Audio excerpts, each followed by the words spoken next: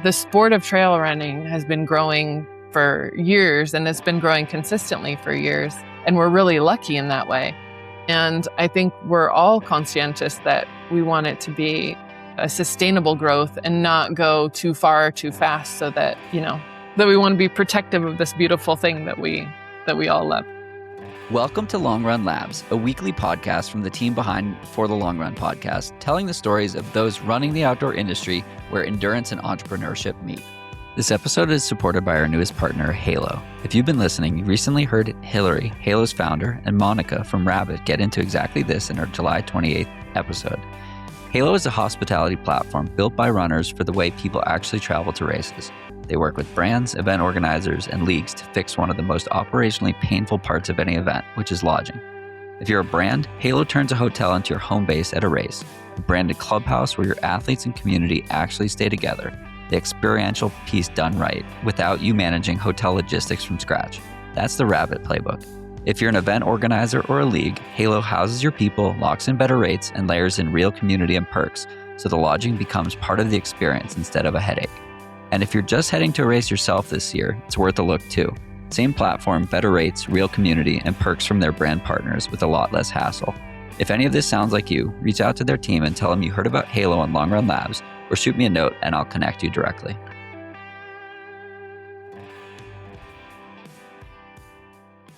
And welcome back to Long Run Labs. We have Karen Merlin of UTMB joining today. Karen is the Elite Athletes and Inclusion Programs Manager at UTMB, and this episode is being released the Tuesday of UTMB week. So I will actually be in France when this episode airs. So very excited for that.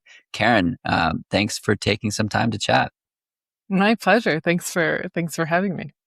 For sure. So this first question is an extremely challenging question, and that question is, who is Karen? Ooh, who is Karen? I am a Pacific Northwest native, so from the Seattle area, and living in France for the past 20 years or so, and working for UTMB, and I've been with them for about 5 years. So passionate about trail running, passionate about women's sports, and just a big fan of trail running in general, and also mom to 2 kids, and I'm based in Chamonix, just outside of Chamonix, in the Contamine-Montjoie. So I'm on the UTMB loop. Amazing.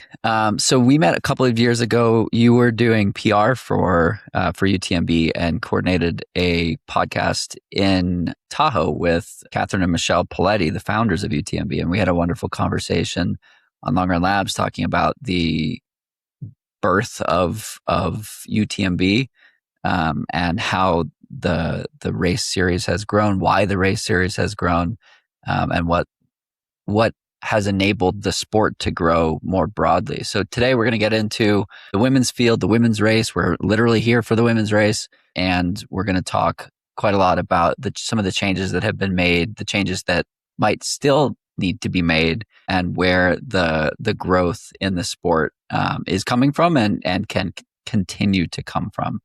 So to kick things off, I'm curious to learn a little bit more about you. You grew up in the Pacific Northwest, and you've spent couple decades in France now.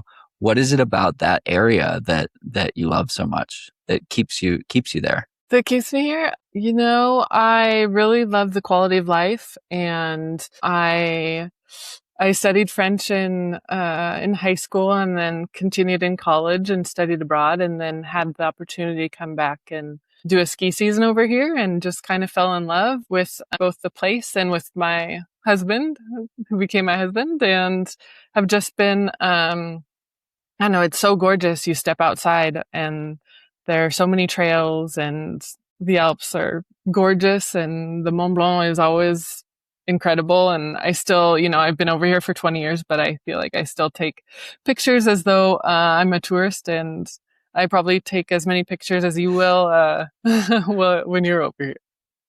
I can't wait. I've never been. And like I was saying before we started recording, I have FOMO and a plane ticket. So I can't wait. I can't wait to be over there. By the time that this episode airs, I think I will be in France. So I'm pretty excited about that. So you've been in this role with you've been with UTMB for about 5 years. You spent the first 4-ish years in a marketing and communications, or effectively a PR role. Talk to me about the evolution of your own journey within UTMB and what brought you to the organization, and how did that position evolve? Yeah, it was kind of an opportunity that came about when the UTMB was looking to, launch the UTMB World Series circuit. So when I started, it was, working with events and on the marketing side and communication side. And so we started with about 20 events, and that's grown significantly over the past few years. And so I've, kind of had a more direct role with events, and then started working a lot more on the communication side with the elite athletes. And that's something that is really natural and I really enjoy. And, getting athletes, finding ways that, we can work together. And that's something that I've kind of bring over from the marketing communication side. And now that I'm on the elite side, is continuing that, kind of keeping that more the communications piece on that side. And then growing that out of, how can we best work with athletes, and what ways can we, help grow the sport that it works for all of us. So that's a really exciting part to be a part of. And it's been really fun to see, I think one of the really exciting things about UTMB too is just how open they are to evolution, and that it's, looking to find how can we do better? How can we make things, what can we lead the sport towards, or how can we be what can we bring to this sport? And I feel like that's something that you have to be pretty flexible at UTMB, is because that things evolve really quickly, and that's one of the strengths, and we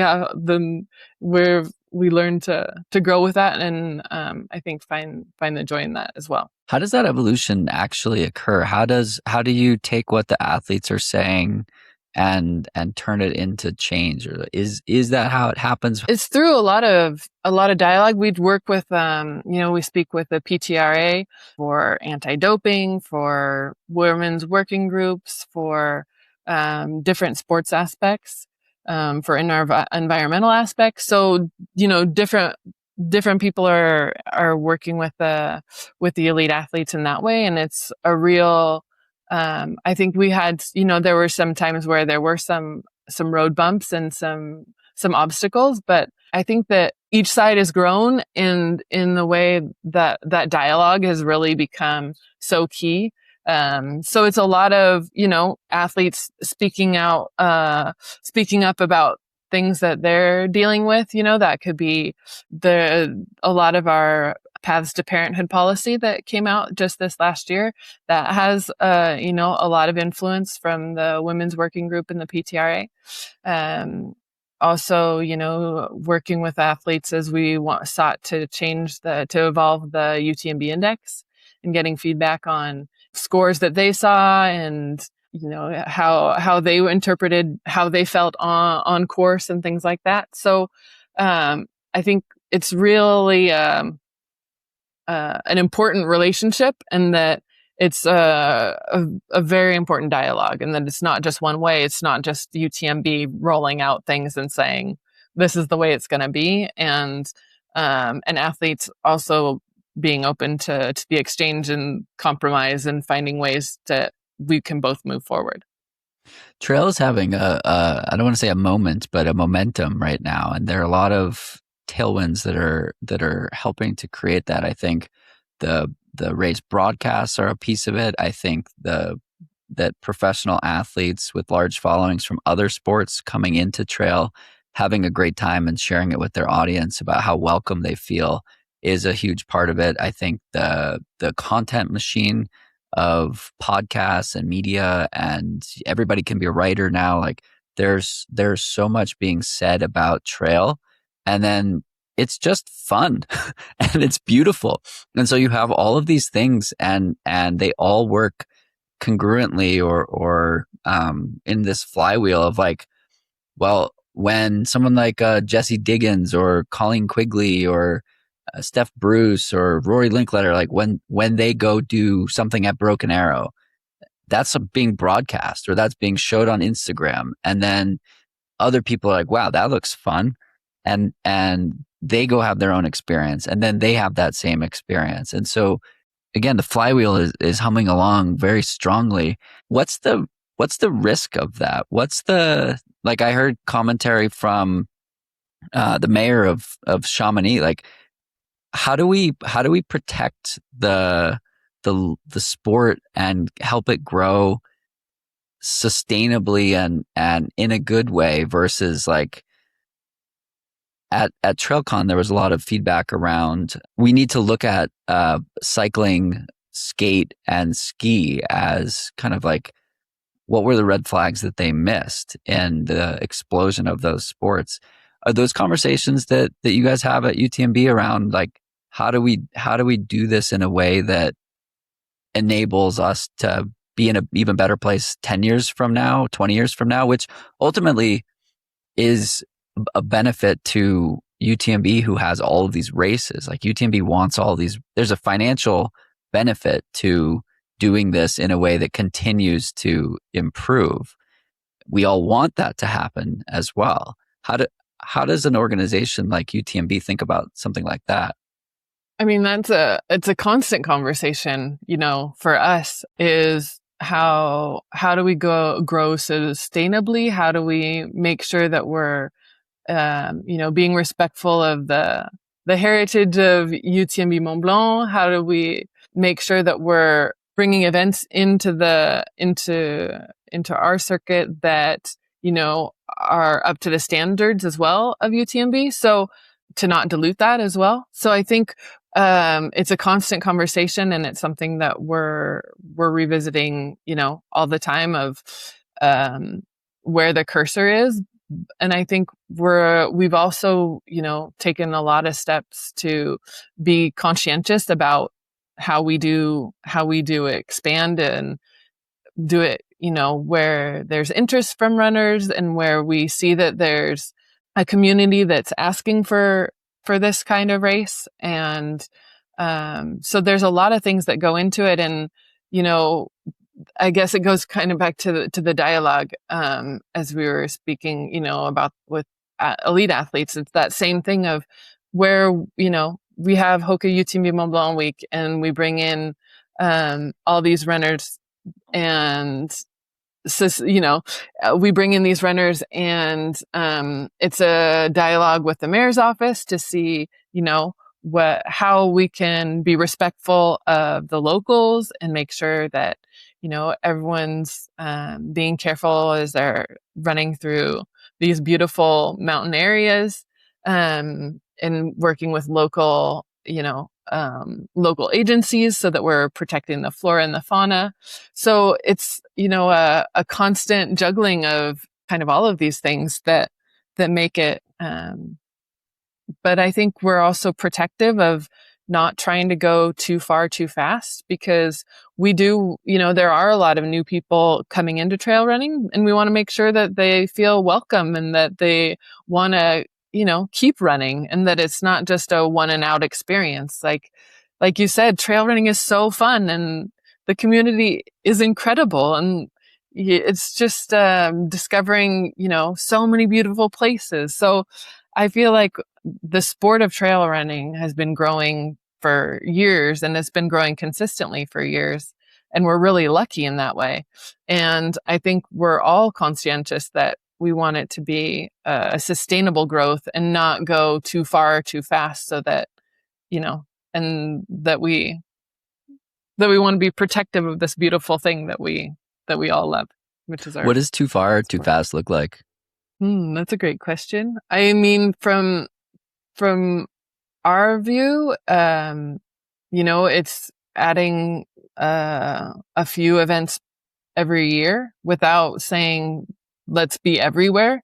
I know it's sometimes it may seem like that the World Series circuit is all over, but we have 65 events, and there are more than 22,000 trail races in the world. So like it feels like we're a lot, and we have a lot of visibility, and we're really lucky in that way. But we're a piece of the trail running ecosystem, and we're not the only one. And, that's not the goal either, is to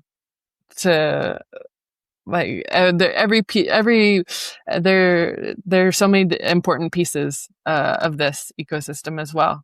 It's local trail running races, and brands, and run clubs and run shops. There are so many athletes. There are so many key pieces to this puzzle that it's not. I think that we want to be respectful of all of that ecosystem. This episode is brought to you by Popfly. If you're a brand trying to reach outdoor, travel, and adventure audiences, Popfly is where you should be running your creator program. It connects you with the largest community of adventure creators on the planet, people who actually use the gear, live the lifestyle, and have built real trust with their audiences. Popfly handles the whole operation: affiliate links, discount codes, creator and ambassador collaborations, all in one place. No more chasing people down over email. You scale brand momentum, track what's actually working, and every mention comes from a place of credibility because the creators you're working with genuinely mean it. Go to popfly.com to check it out, and if you want to reach out to them, let them know that we sent you. If you're enjoying Long Run Labs, we'd love it if you took a moment to leave a review. It only takes a minute, but it helps the show reach more people like you. If an episode has helped you think differently about your business or career, made a long run fly by, or taught you something new, scroll down in your podcast app and tap those stars and write a review. Thank you for your support. Makes sense. I asked this next question acknowledging that there are a lot of brand folks that listen to this, and so you can speak directly to them in the answer of this question. We were talking before we started recording about a couple of the pillars of UTMB around education and inspiration, and enabling trail to feel accessible for women, for new runners, for new people who are trail curious. I was reviewing some RIDC data on blockers to trail entry. Basically, like, why are people not doing trail running? You would think that cost is the main concern, but it was not. It was the education around, like, how do I do the thing? What is the what equipment do I need? What shoes do I need? What do I do about animals? How do I, find the trail? How can brands help more people get into trail and learn about trail and how to do it appropriately? And what role does UTMB play in asking their sponsors to participate in things like this with local run specialty or with run clubs or influencers or athletes? Like, how do we use the ecosystem that exists to help more people feel comfortable going on their first trail run? Yeah, that's a great question. And one that, is very key to us. I know the brands that we work with and the brands that we see, they're all interested in getting, in working with runners to make them feel welcome and feel supported to take on trail. For us, it's through, a lot of education, and we're working on some new content for first time runners. And there's also the piece of, to get out there, it needs to feel accessible in the sense that, the races that are at our events are 20K, 50K, 100K, and 100 miler generally. For a lot of first time runners, 20K, that's a big jump. So, it's working with our events to make sure that we have races that are shorter distances, that are kind of like dipping your toe in the pond to get that first trail experience. And then it's, helping people feel comfortable moving up through different race distances, and feeling like, that they are welcome on the course. And that can be through, for us, it's how we welcome runners to the events, and make sure that, on the women's side, that we have women's kits on all our race courses in the aid stations. So that they know that that's kind of a worry that they can get rid of, and having dedicated changing spaces and dedicated toilets for women, making sure that they feel safe on course. And this year at UTMB, we're adding in a new piece on that side too, of having a hotline, so that if people do have, have uncomfortable situations or unwanted behavior from other people, that they have a way to notify us and let us know, and contact the right people to feel supported and to deal with those situations. So, I think it's making sure that also people feel welcome in the way how we talk about our races, and make sure that they are being seen in what, in how we're showing our races. And that's, 50-50 start lines, and making sure that women are on the start line. It's making sure that, women and men of all backgrounds see themselves in our imagery, and that they know that they're welcome, because that's something that we're making clear, and that we are stating that that's important to us, and that we want to see more and more runners on these start lines. Ultimately, it's a self-fulfilling prophecy. If you focus on diversity and inclusion and accessibility, it's both the right thing for people and the right thing for business, you could argue. The more people who feel welcome, the bigger those 65 races can become. And ultimately, it's also like the right thing to do for people. Like, we shouldn't only highlight, certain types of runners because that's who it has been historically. There are so many different shapes and sizes and colors and locations and all these different things where people want to run trails. And I've had a lot of conversations with my friend Vivek, who is the new owner of SFRC. And Vivek is Indian and feels very strongly about supporting the image of what does a trail runner look like. He's like, look, I'm in the Bay Area. Like, white people are not the majority in many of these places. And there are so many Indians and Asians and South Asian, like all these different people. But he just doesn't see them on the trails. And so it's really cool, the position that he's in, to enable that kind of thing to happen, and to use different imagery in social posts. And he has Tommy Runs, who created a shirt that says "Black skin looks good on trail," and now he's selling that in his store in Mill Valley. And so I think these are all little to medium sized things that compound over time. Just like building fitness, you don't train for UTMB in 3 days. You can't make running accessible for everyone and feel good for everyone in a week, a month, a year. And so I think it takes all these little micro and medium size pebbles built up over time by organizations like yours, and even just the intentionality of the imagery or what people see on the start line goes a really long way. How do you at UTMB work with the brands to kind of have this trickle down impact at the local level? Is there an ability to do something like that, so that it's not just centered around the week in Chamonix or the 65 other race weeks, but if Hoka can do something in Boulder or Austin or San Francisco, or if Knock can do something, like all of these brands can do so much more than just the week in Chamonix. Like, how does that discussion go, or does that discussion exist? No, I feel like that's something that that's one of some of the pillars of what makes UTMB is that that we want to see change, and that we want to drive things forward. So calling, and I feel like the partners that we work with identify with those values and really want to help move things forward.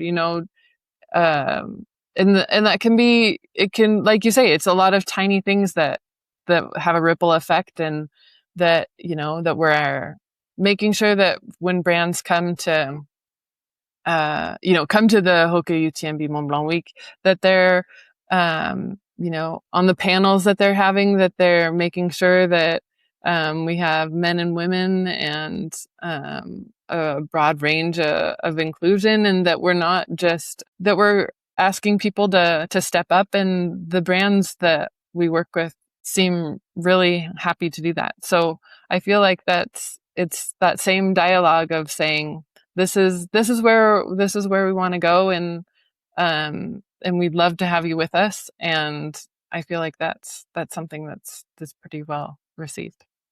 Let's talk about the women's side in particular. We're seeing incredible performances from women across the board. Rachel Entrekin winning the race outright, and women's course records falling left and right. Men's course records falling left and right too. It's just a good carb era.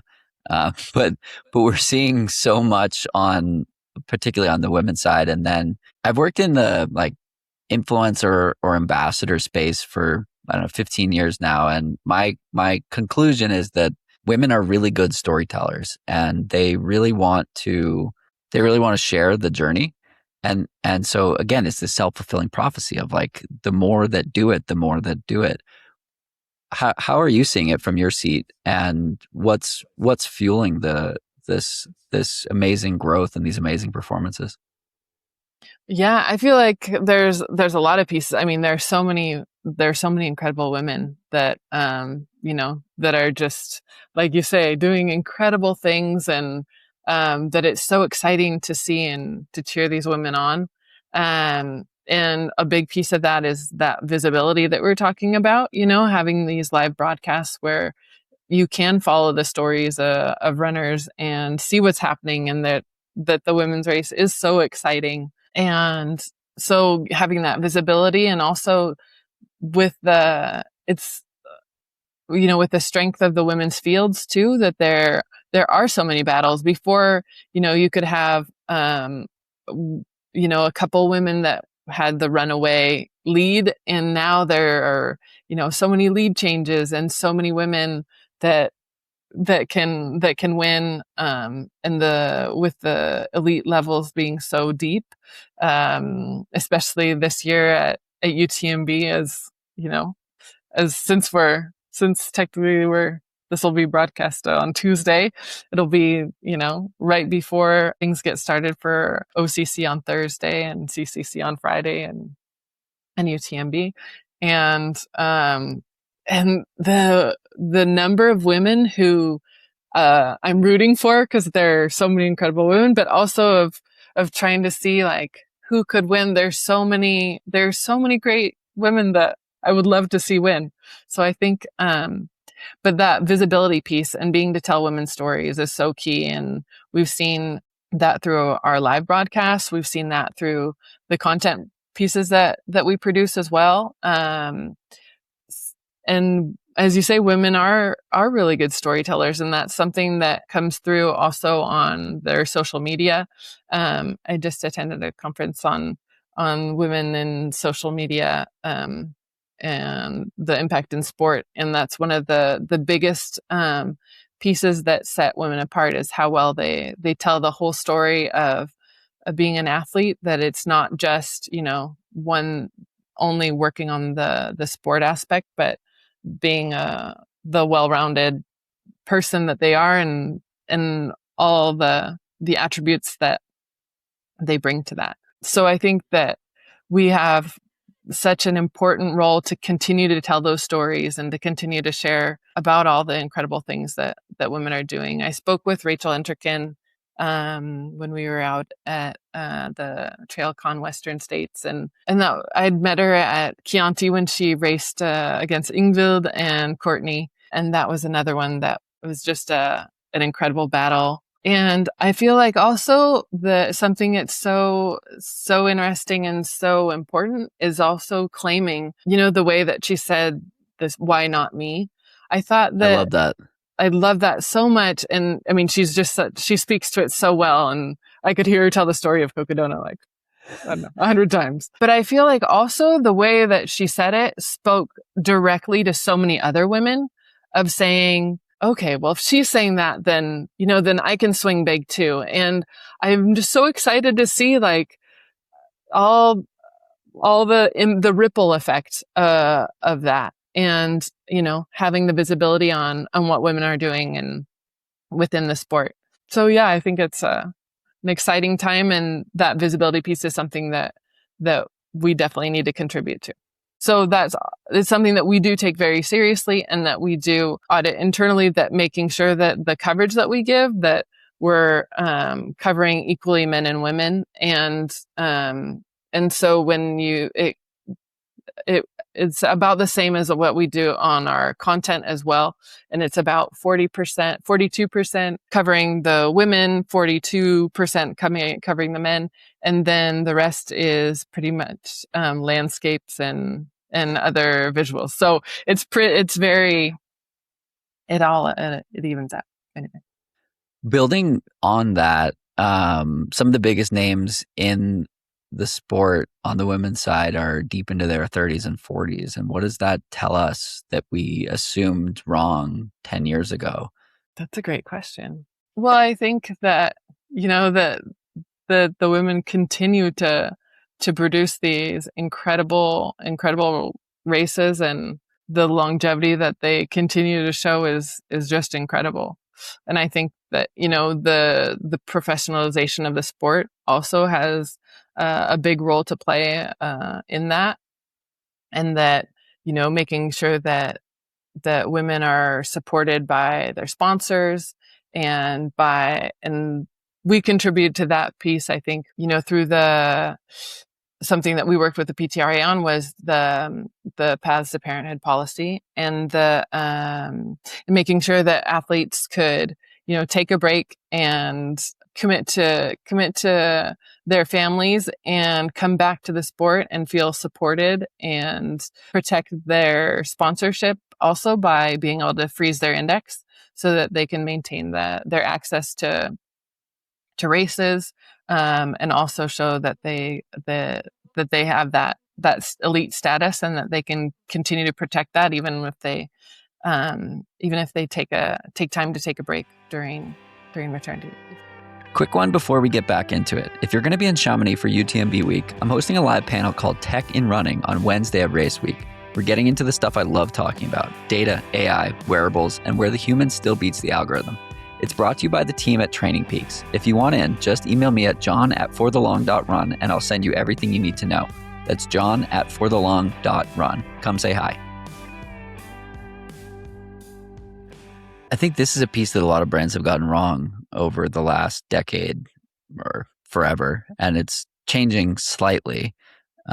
We saw Salomon signing Grayson Murphy like mid-pregnancy, and we're beginning to see other examples of this, and they leveraged Grayson for things other than her world titles. Like I went to Big Alta with her on behalf of Salomon, and she was around all weekend, and she joined us for 2 miles of running, and it was wild to see a world champion shuffling up these hills and needing to walk. And it was extremely humanizing of somebody that the type of person we often put on a pedestal and say like, oh, they're not like us, but they are like us. And I think that brands are starting to realize that is true. And it's another example of like, this is the right thing to do, and it's good for business. Like people are in their most relatable moments when they're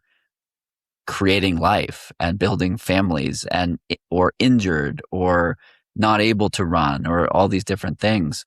What other examples are you seeing of brands doing it right and supporting the whole athlete versus just when they're winning? Yeah, well, I think it's, there have been a lot of pregnancy announcements recently, and so it's kind of exciting to see like how brands have shown a spotlight on that instead of just kind of letting those women, whereas before maybe they wouldn't have given them that visibility, but that they continue to support women as they should during that time. And Also, I think it's in the stories of um, things like when a golden ticket rolls down, and that allows other women to take a spot on the start line, and they get a share, and then both get a share kind of that experience in a different way. And I think sharing those stories and telling that and showing those stories is has a huge impact for what women see, and what they feel, that they feel valued. I want to ask a little bit more about the schedule and the calendar. A couple of the prior winners or biggest women in the sport aren't racing at UTMB this year. Jen Lichter won Western States and is doing CCC versus UTMB. How do you, as the person speaking to them about doing the race, like how do you think about the calendar that exists and the incentives that exist to show up at many races throughout the year, and races that are close to each other or, very different styles? Like how much thought goes into the calendar and where athletes are asked essentially by their brands to be? I mean, our calendar is, we're conscientious of other things that are going on, but I mean, I would say the requirements of the racing season have significantly grown. There's more and more visibility, more and more races that have live broadcasts, more and more that are offering prize money. So I feel like from our standpoint, we want to offer, as a variety of options to runners in terms of how they see their calendar. For us, it's really about being cautious that athletes don't feel like they should overdo it, and that we want to be protective also of their health, and making sure that I think it's important that that athletes know that Courtney tripled with Western States Hard Rock and UTMB, but that's not the norm, and that we don't want to push people too hard. We really want to make sure that athletes are healthy and that they're enjoying when they're going to events and racing, and that it's an experience. Then we want them to be able to live that fully. So I think it's less about calendar, and because I feel like the beauty of having a lot of options on the calendar is having more and more exposure for different elites to win. That it doesn't need to be the same person that's winning every single race. It's not really possible. So it's great, and in a way it helps us to discover new talent and new people that we want to root for. It seems like the prize money situation is solved with an equal purse between men and women. What gaps still remain that are being worked on? Well, I think prize money, that's something that we've shared, that it's been divided equally between men and women since we brought in prize money in 2018. So, but I think there's still, it's still an important piece for athletes, and also that they feel like they gain benefit from their win as well, and the effort that they put in, and the time. And I think we still have more to do on the anti-doping, and we have more to do on making all people feel welcome on our race courses and our events. But on the elite side, there's always pieces that we can still be working on. But one thing that we're interested in is how do we protect athletes the best on the World Series circuit, and how do we encourage that within the sport? So I think those are some areas where there's still lots of room, and there's still lots of discussions to be had on that topic. Makes sense. This question is perhaps for you to put your PR hat back on. What are your asks for media this week? How can we be helpful? What shouldn't we do? How do we be respectful in the valley? That's a great question. Thank you for asking that. Well, I think, it's being respectful of how we move through the spaces and, making sure that we're parking in appropriate places, that we're speaking kindly to people, even though we urgently want to get the story or get the shot, that we're really protective of the natural spaces that we have here. And I think really also maybe something is to find, I don't know, to just really enjoy it. And I feel like you can always find things to complain about, but I feel like it's just such a magical week. It's bringing so many people together around an incredible sport, and it's such a privilege. So maybe that we all like kind of enjoy that and soak that up and just say, I don't know, wow, and make sure that we're looking out for each other out there. Love it. I will definitely be saying wow constantly. What other recommendations do you have for race week besides enjoy the scenery and be respectful? Like what for people who haven't been before, or you're an expert since you live there, like what should we be doing? Oh gosh, this is we're going to double the length of this podcast. Let's see, some of my favorite moments. I love the PTL start. It's on the Monday morning, bright and early, and they're going out for 300 kilometers, and their spirits are high. It's 180 miles. Adventure. And so I feel like that's one of the moments that I really like. I think one of my favorite moments is it's a little bit later in the week, and it's when those finishers are coming in, and it's like 6 a.m, 5 a.m, and it's pretty quiet, but like it just feels momentous, and the music helps. The music helps, but we don't put the music on the whole time because otherwise got it. We wouldn't be well received, but it's really to get to see all these different people coming across the finish line, and like they come back changed, and I feel like that's so I love that part. And then some other pieces that are like fun